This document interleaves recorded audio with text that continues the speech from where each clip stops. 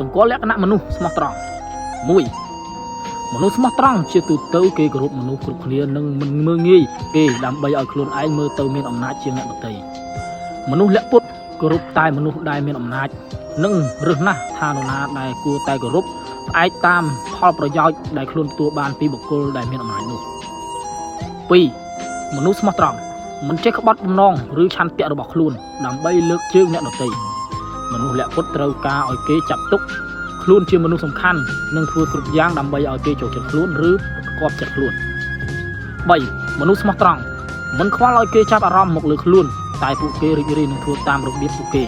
មនុស្សលាក់ពុតចង់ឲ្យពិភពលោកទាំងមូលចាប់អារម្មណ៍មកលើខ្លួនរហូតនិងយល់ថាខ្លួនសំខាន់ជាងគេ 3. មនុស្សស្មោះត្រង់មិនចេះនិយាយអួតអំពីខ្លួនឯងនិងចេះដាក់ខ្លួនមនុស្សលាក់ពុតចូលចិត្តអួតអំពីខ្លួនឯងហើយសូម្បីតែរឿងតូចតាចក៏លើកយកមកធ្វើជារឿងសំខាន់ដែរ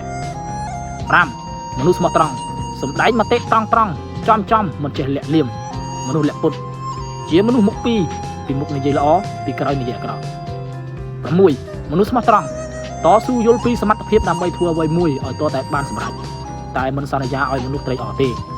មនុស្សលាក់ពុតសន្យាឲ្យមនុស្សត្រេកអរពេលធ្វើមិនបានរំលេះដល់សារនិងមានរឿងលាក់បាំងរហូត 7. មនុស្សស្មោះត្រង់រៀនសូត្រពីអ្នកដទៃកោតសរសើរនិងយកគំនិតអ្នកដទៃទឹកចិត្តខ្លួនឲ្យមានថាមពលខ្លាំងមនុស្សលាក់ពុតសម្លឹងមើលតែចំណុចអាក្រក់របស់អ្នកដទៃធ្វើឲ្យអ្នកដទៃមានអារម្មណ៍ថាអន់ឬឯខ្លួនឯងមានអារម្មណ៍ថាក្រដើរជាងគេ 8. មនុស្សស្មោះត្រង់ចិត្តល្អចេះជួយយកអាសាគេគ្រប់គ្នាគ្រប់ពេលវេលាចង់ឲ្យមនុស្សនៅជុំវិញខ្លួនសប្បាយចិត្តដោយគ្មានចង់បានអ្វីត្រឡប់មកវិញមនុស្សលាក់ពុតសម្ដីល្អ